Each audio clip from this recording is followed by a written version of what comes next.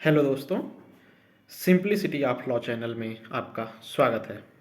आज का हमारा टॉपिक जो है वो बच्चों ने कहा था कि एविडेंस एक्ट का एक टॉपिक है मे प्रिज्यूम, शैल प्रिज्यूम और कॉन्क्लूसिव प्रूफ के बारे में।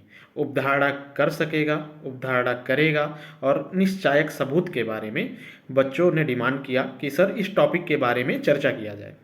तो आज हम देखेंगे कि एविडेंस एक्ट में इससे संबंधित मे presume, shell presume and conclusive proof से रिलेटेड क्या प्रावधान दिया गया है। ठीक है, तो आज इसके बारे में हम चर्चा करेंगे। तो आइए देखते हैं एविडेंस एक्ट में कहाँ पर दिया गया है इसके बारे में और क्या चर्चा किया गया है। मे प्रिज्यूम यानी कि उपधारणा कर सकेगा, शैल प्रिज्यूम यानी उपधारणा करेगा और कंक्लूसिव प्रूफ यानी कि निश्चायक सबूत के बारे में कहाँ पर चर्चा किया गया है। तो अगर हम इंडियन एविडेंस एक्ट 1872 को देखें हम, तो उसकी धारा 4 में सेक्शन 4 में इसके बारे में चर्चा किया गया है। किस चीज़ के बारे में? मे presume, shell presume and conclusive proof के बारे में। उपधारणा करेगा, उपधारणा कर सकेगा और निश्चायक सबूत के बारे में इंडियन एविडेंस एक्ट की धारा 4 में सेक्शन 4 में इसके बारे में चर्चा किया गया है। तो आइए देखते हैं हम कि इंडियन एविडेंस एक्ट में जो धारा 4 है, सेक्शन 4 है, उसमें किस प्रकार से इसका यूज किया गया है।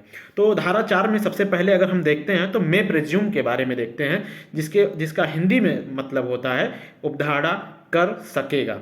ठीक है, जहाँ से अगर आप लोग इंग्लिश लैंग्वेज को समझते होंगे थोड़ा बहुत, तो मे से आप अर्थ निकाल रहे होंगे और या फिर कर सकेगा हिंदी से भी अगर निकालेंगे उपधारणा कर सकेगा, यानी ये विवेक का मैटर है। विवेक मतलब उसके मन के ऊपर है, किसके? कोर्ट के मन के ऊपर है कि कोर्ट क्या कर सकता है, मे प्रिज्यूम कर सकता है, यानी कि कोर्ट को पावर है कि वह उपधारणा करे या ना करे। अर्थात अब इसके बारे में हम देखें, चर्चा करें तो क्या मतलब इसका कि कोर्ट के सामने कोई सबूत रखा गया है, किसी बात के बारे में कोई प्रूफ किया जा रहा है, कुछ भी प्रूफ किया जा रहा है, तो कोर्ट का मन करे कि उसके बारे में उपधारणा कर सके कि हाँ वह सही है या नहीं सही है। यह कोर्ट का पावर है कि अगर कोई तथ्य उसके सामने रखा गया, इसमें मे प्रिज्यूम में अगर कोई मे प्रिज्यूम के लिए अगर कोई ऐसा तथ्य है जो कोर्ट के सामने रखा गया, तो कोर्ट के पास जिसमें विवेक है, विवेक मतलब उसका मन हो, उसको प्रिज्यूम करे, उपधारणा करे कि वह तथ्य जो है सत्य है या नहीं कर सके, उसका कोर्ट के ऊपर डिपेंड करता है, तो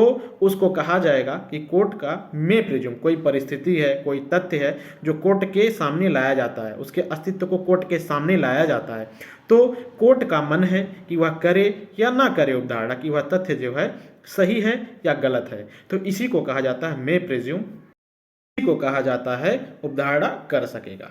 ये कोर्ट के ऊपर, कोर्ट के विवेक के ऊपर है कि वह अगर उपधारणा कर लेता है तो वह तथ्य साबित हो जाएगा, मतलब वह प्रूफ मान लेगा कि उसका उपधारणा कर लेगा कि हाँ वह तथ्य सत्य है। अब सामने वाले पक्षकार पर यह बाध्यता हो जाएगी कि उसके अगेंस्ट में सबूत पेश करके उसका खंडन करे।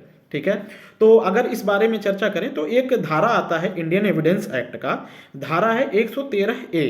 113A में क्या कहा जाता है कि कोई विवाहिता है, कोई विवाहिता स्त्री है, उसका आत्महत्या का दुष्प्रेरण किया गया या नहीं किया गया।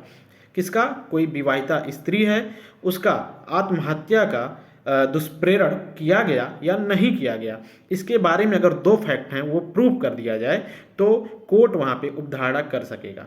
जैसे क्या क्या 2 फैक्ट हैं? पहला फैक्ट है कि उस विवाहिता का जो मृत्यु हुआ वो 7 वर्ष के भीतर हुआ, विवाह के 7 वर्ष के भीतर, और दूसरा कि उसके पहले उसे क्रूरता किया गया था, यानी कि विवाहिता स्त्री जो है अगर उसके शादी को अभी 7 वर्ष के अंदर ही उसका मृत्यु हुआ है, और दूसरा फैक्ट ये कि अगर यह साबित किया जाए कि उसके साथ क्रूरता का व्यवहार हुआ था। क्रूरता आईपीसी के 498A में परिभाषित किया गया है। तो अगर हम देखें कि अगर 2 फैक्ट को प्रूव कर दिया जाता है तो कोर्ट का यह विवेक है कि वह उपधारणा कर सकेगा, उसका मन है चाहे करे या ना करे, कि विवाहिता स्त्री का आत्महत्या दुष्प्रेरण द्वारा हुआ था, कि वह जो दुष्प्रेरण द्वारा आत्महत्या की थी। क्या क्या होना चाहिए? 2 फैक्ट। पहला आ गया मैंने जैसे कि बताया कि 7 वर्ष के भीतर हुआ उसका मतलब जो उसने आत्महत्या किया वो 7 वर्ष के भीतर हो, और दूसरा जो होता है उसने उसके साथ क्रूरता का व्यवहार किया गया हो। ओके, तो यहाँ पर हमारा पहला मे प्रिज्यूम का कॉन्सेप्ट क्लियर हुआ कि कोर्ट के ऊपर डिपेंड करता है कि कोर्ट यहाँ पे उसको मान भी सकता है कि उसका दुष्प्रेरण द्वारा आत्महत्या हुआ और नहीं भी। तो साबित करने का भार सामने वाले पक्षकार के ऊपर हो जाएगा कि वह साबित करे कि उसने यह काम नहीं किया। मतलब कि जिसके बारे में प्रिज्यूम कर लेगा, जिसकी तरफ से प्रिज्यूम करेगा, उसके अपोजिट पक्षकार पर भार हो जाएगा कि वह प्रूव करे। ठीक है, तो इसके बाद मे प्रिज्यूम का कॉन्सेप्ट क्लियर हुआ कि कोर्ट जो है उपधारणा कर सकेगा, कोर्ट के विवेक पर है। अब सेल प्रिज्यूम के बारे में हम बात करते हैं। सेल प्रिज्यूम का क्या तात्पर्य है? यहाँ उपधारणा करेगा, यहाँ पे कोर्ट जो है वो बाउंड हो जाएगा उस परिस्थिति की उपधारणा करने के लिए अगर कुछ तथ्यों को प्रूव कर दिया जाए, कुछ तथ्य या कुछ परिस्थितियों को प्रूव कर दिया जाए, तो वहाँ पे कोर्ट जो है बाउंड हो जाएगा उपधारणा करने के लिए, मानने के लिए कि हाँ वह सच में ऐसा हुआ है।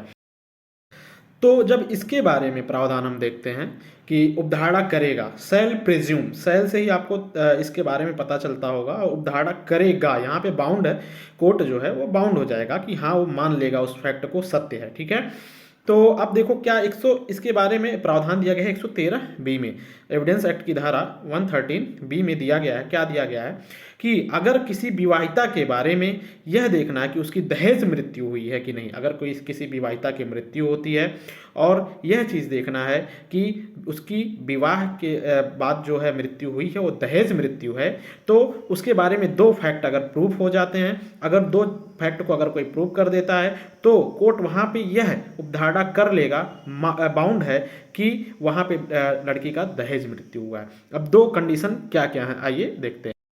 पहला कि मृत्यु के ठीक पहले उससे दहेज की मांग की गई हो, और दूसरा दहेज को लेकर उसे तंग किया गया हो, यानी मृत्यु से ठीक पहले उससे दहेज की मांग किया गया हो, और दूसरा कहता है कि उससे दहेज के लिए उसे तंग किया गया हो। अगर ये दो फैक्ट प्रूफ हो जाते हैं, ठीक है, अगर ये दो फैक्ट जो हैं साबित कर दिए जाते हैं, तो कोर्ट यह उपधारणा करेगा, कोर्ट मान लेगा कि उस विवाहिता की जो मृत्यु है वो दहेज मृत्यु हुई है, जो आईपीसी की धारा 304(2) में, 304 बी में, 304 खा में पनिशेबल दिया गया है। ठीक है, तो ये हो जाता है 113 बी में हमने देखा उपधारणा करेगा के बारे में। एक और सेक्शन आता है आईपीसी का 114 के बारे में कि उसमें क्या होता है, अगर कोई पुलिस अधिकारी है या फिर कोई भी प्राधिकारवान व्यक्ति है, उसके अंडर में किसी महिला के साथ कोई दुर्व्यवहार होता है, अगर बलात्संग किया जाता है, ठीक है, तो उसमें महिला क्या करती है, सिर्फ जाकर अपना बयान दे दे कि हाँ वह कंसेंट अपना नहीं थी, उसका कंसेंट नहीं था जब उसके साथ ऐसा कृत्य हुआ था, तो कोर्ट यह उपधारणा करेगा, कोर्ट यह साबित मानेगा कि उसके साथ दुर्व्यवहार यानी रेप का अपराध हुआ है। यहाँ पे क्या होगा कि उसके बयान को ही यहाँ पे मान लिया जाएगा कि जो उसने बोला उसके बयान को ही मान लिया जाएगा कि कोर्ट अवधारणा कर लेगा, मतलब करेगा, सेल प्रिज्यूम कर लेगा। यहाँ पे उसके बयान मात्र से ही यह कोर्ट मान लेगा कि उसके साथ दुर्व्यवहार हुआ। अब सामने वाले पक्षकार पर यह भार होगा कि वह साबित करे कि उसने अपराध को नहीं किया है। ओके, यहाँ तक हमारा may presume and shall presume के बारे में हमने देखा। और इसके बाद तीसरा आता है निश्चायक सबूत के बारे में, कंक्लूसिव प्रूफ के बारे में। तो अगर हम देखें कि निश्चायक सबूत के बारे में क्या कहता है, अगर एक तथ्य को साबित किया जाए, एक ऐसा तथ्य है उसको साबित करने से दूसरा तथ्य भी साबित हो जाता है, तो ऐसे सबूत को कहा जाता है कि वह निश्चायक सबूत है। तो हम निश्चायक सबूत के बारे में अब बात करेंगे कि कंक्लूसिव प्रूफ क्या होता है। तो इसके बारे में ये चीज़ है कि अगर कहीं पर भी इंडियन एविडेंस एक्ट में किसी चीज़ को लिख दिया गया है, कोई भी फैक्ट है, कोई सबूत है, उसको लिख दिया गया है निश्चायक सबूत, तो वहाँ पर एक तथ्य को प्रूव करते ही दूसरा तथ्य ऑलरेडी प्रूव माना जाएगा। मतलब एक तथ्य को साबित कर दिया जाए तो दूसरा तथ्य भी साबित हो जाएगा, मतलब ऑलरेडी अपने आप से ही साबित हो जाएगा एक तथ्य को ही प्रूव करते ही। ठीक है, जैसे अगर इसके बारे में हम देखें कि एक तथ्य कैसे प्रूव करेंगे दूसरा तथ्य प्रूव हो जाएगा और निश्चायक कैसे कहलाएगा, तो जब हम आईपीसी को पढ़ते हैं, आईपीसी की धारा 82 हम लोग जब देखते हैं कि 7 साल से छोटा बच्चा अगर कोई भी अपराध करता है तो उसके द्वारा किया गया अपराध जो है वो अपराध की श्रेणी में नहीं आता है। मतलब 7 साल से छोटा बच्चा अगर कोई कृत्य करता है, कोई भी ऐसा काम करता है जो आईपीसी में अपराध है, लेकिन उस 7 वर्ष से छोटा है, तो उसके द्वारा कृत्य कार्य जो होगा वह अपराध की श्रेणी में नहीं आएगा। तो सिर्फ यही साबित कर दिया जाए कि बच्चा 7 साल का है या उससे छोटा है, तो वहाँ पे दूसरा चीज़ का अपने आप से ही प्रूफ हो जाएगा, प्रूफ हो जाएगा। क्या प्रूफ होगा? कि उसने कोई भी अपराध नहीं किया है। इसी को कहा जाता है निश्चायक सबूत के बारे में बात किया जाता है कि ऐसा सबूत जिसको एक तथ्य को देते ही दूसरा तथ्य अपने आप से ही प्रूव हो जाए, साबित हो जाए, तो इसी को कहा जाता है कंक्लूसिव प्रूफ। ठीक है, जैसे अब देखें इंडियन एविडेंस एक्ट जो है IEA 1872 में कहाँ पे प्रावधान किया गया है, किसके बारे में?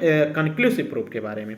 तो इसकी धारा 41, धारा 112 और धारा 113 में सेक्शन 41, 112 एंड 113 में इसके बारे में प्रावधान दिया गया है इंडियन एविडेंस एक्ट में। तो देखते हैं 41 में क्या है, 112 में क्या है और 113 में क्या प्रावधान दिया गया है, जबकि 113 जो है इस समय इररिलेवेंट कर दिया गया है। अनकॉन्स्टिट्यूशनल तो नहीं है लेकिन इररिलेवेंट हो गया है। तो 41 में जब देखते हैं तो इसमें कुछ चीज़ों के बारे में बताया गया है, कंक्लूसिव प्रूफ के बारे में कुछ विषय दिए गए हैं, जैसे नवाधिकरण विषयक, प्रोबेट जो विल का फोटो कॉपी होता है, जो प्रोबेट विषयक, नवाधिकरण विषयक, दिवाला विषयक या विवाह संबंधी कोई विषयक है। ठीक है, तो उसमें अगर कोई भी कोर्ट के द्वारा विधिक हैसियत किसी व्यक्ति को दी जाती है या छीन ली जाती है उसके द्वारा, अगर कोर्ट के द्वारा किसी व्यक्ति को कोई हैसियत दी जाती है, विधिक हैसियत, और या फिर उससे कोई विधिक हैसियत को छीन लिया जाता है, जो विषय दिए गए हैं 41 में, तो वह जो होगा सर्व संबंधी सब जगह पे वह मान्य हो जाएगा। कैसे? राइट इन रेम हो जाएगा वो। उसका मतलब है पूरी दुनिया में वह मान्य कर लिया जाएगा। अगर किसी व्यक्ति को दिवाला घोषित कर दिया जाए तो हर जगह पे वह दिवाला मान्य कर लिया जाएगा। वो भी कंक्लूसिव प्रूफ के अंतर्गत ही आता है। ठीक है, अब आता है अगला धारा हमारा 112। 112 में क्या है? 112 बताता है संतान की धर्मजता के बारे में कि धर्मज है या अधर्मज है।